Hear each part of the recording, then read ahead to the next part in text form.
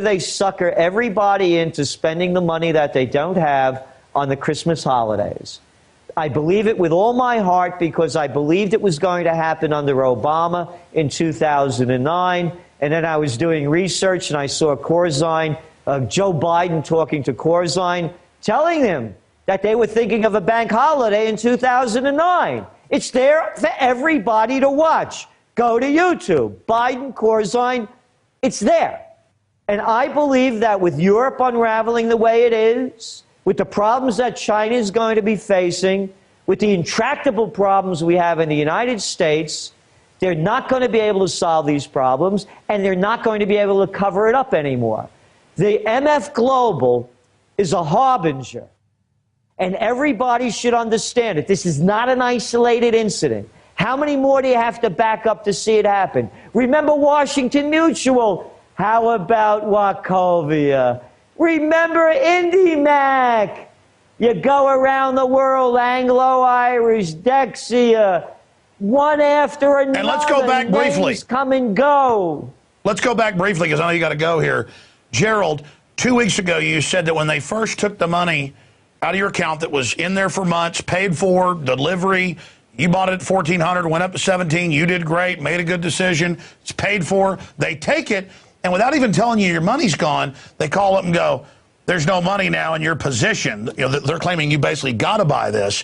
And I think that's the next shoe. They're not only saying, okay, we got it for your delivery, they're now probably going to sue you and say, yeah, we took your money. Now you got to buy it, not just for what your contract said, but for even more. No, they won't be able to do that. What they do is they just close your positions out, as they did with my other ones, because I wouldn't come up with another margin call. So they emptied out my account, said I had no money in it, and then closed out my other positions. And I had enough money left to cover this one, just the margin.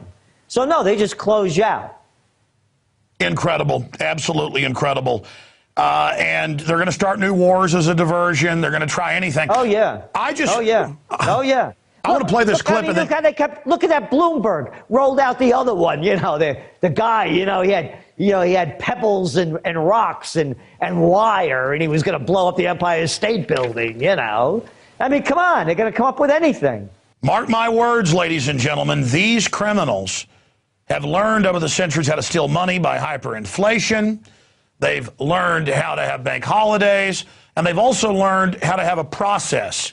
As long as it's a robo-signer, they can take your house that's paid for, even though they never even had the deed. As long as they claim it's some process screwed up. And now, after a month of not knowing where the now $3 billion is, they're saying, hey, it's a corrected statement. Okay? Doesn't matter you have contracts. Doesn't matter we took your money. That's it. We corrected it. It's like walking up and blowing somebody's brains out for no reason and saying, I corrected you.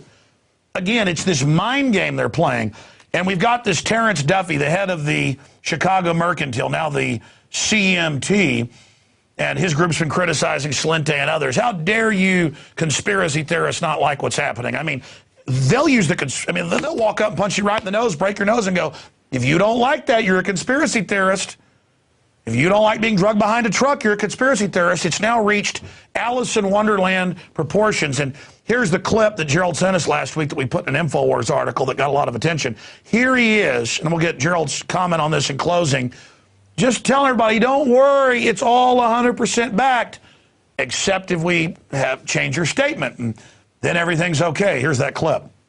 Last year, we traded 2.6 billion contracts, representing an underlying value of more than $800 trillion. And since we are the guarantor of every transaction that happens in our markets, we have to guarantee the performance of each and every one of these contracts, which means facilitating the transfer of $800 trillion of risk. To do this, we hold more than $100 billion of collateral to support the transactions that are being done in our markets. Absolutely incredible. Gerald, in closing, 2 minutes, break down what we just saw there. I mean, you look at that video, they look like something out of a Goodfellas TV show or something. I mean, they just drip with arrogance, with sliminess. I mean, it is incredible. And my God, if they're getting away with this now, what's next, Gerald? again, I don't speak the king's English, but I could understand that, What am I missing here? We're the guarantors. We guarantee all the transactions. We have $100 billion in collateral to make sure everything goes well. Where's the money? Where's the dough? How come you stole my money, Duffy? Where's the money you said you were going to guarantee? I traded with you in good faith. That's over a year ago they played that clip. We said that. How come nobody's holding their feet to the fire? You know why? It's the same kind of crap with that pig, Pike, who was walking, spraying little kids sitting down with pepper spray. What, do you need a jury to find out if the guy is pepper spraying innocent people? Oh, no. I'm the chancellor. We're going to have a hearing on this in 90 days. We're going to look into it. That's the same kind of crap with this Duffy. Where the hell is the money? You said you guarantee it. What the hell is the big story here? How come the prostitutes aren't calling him out? I'll tell you why. Because they're paid off, or they're little wimps. That's why. And this whole country is a metaphor for everything that's going on. Just like those kids sitting down there getting sprayed and not moving, it's the same thing, everybody there. Your money in the bank, they're going to rob it from you. Like they've done before, they're doing it now, and they're going to do it again.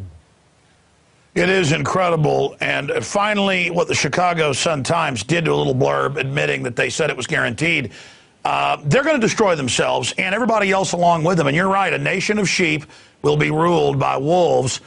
Gerald Celente, of course, trendsresearch.com. I know you put out a special trend alert today, breaking all this down. How can people find out more? Trendsjournal.com, trendsjournal.com. And remember, everyone out there, you're having a difficult time. If your finances are tight, just let us know. There's a discount request form. We want to prepare you for what's going to happen ahead. Because if you listen to the prostitutes to lead you, boy, you better be ready for what's coming up in the new year. Because I've been in this business 30 years, Alex, and I've never been more worried than I am now. Yeah, you've been investing in those futures for, you said, since the 70s, and now the 78. My first buy of gold was $187.50 an ounce. Unbelievable. They're definitely getting reckless, and their chutzpah is going to run out. I want to mention this quickly, Alex, if we have time. This is not a gold bubble in my belief. As I mentioned, I've been buying gold since then. I went through the bubble of the 1980s. This is a very different time. Back then, there was no China. There was no Russia in the markets. There was the Soviet Union, and the Chinese still had rickshaws.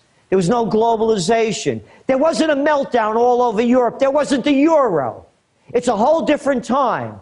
Everybody I know in Greece, in Italy, all the people that I know, they're all getting their money out of the bank, and a lot of them are buying gold. This isn't the bubble that they want you to believe it is, because they want you to buy into their cheap money.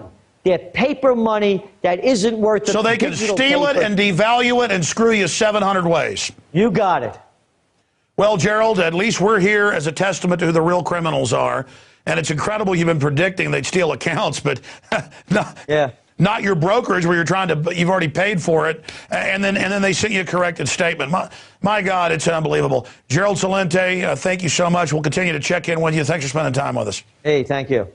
Wow, folks. I mean, it is so incredible to see this, continue to unfold. Just absolutely makes my head spin. Well, that's it for Infowars Nightly News. Lord willing, we'll be back here tomorrow night, 7 o'clock Central. I want to thank all the PrisonPlanet.tv subscribers. You pay the way for the millions of people that watch this on YouTube and Blip TV and all the other BitTorrents and systems that are out there.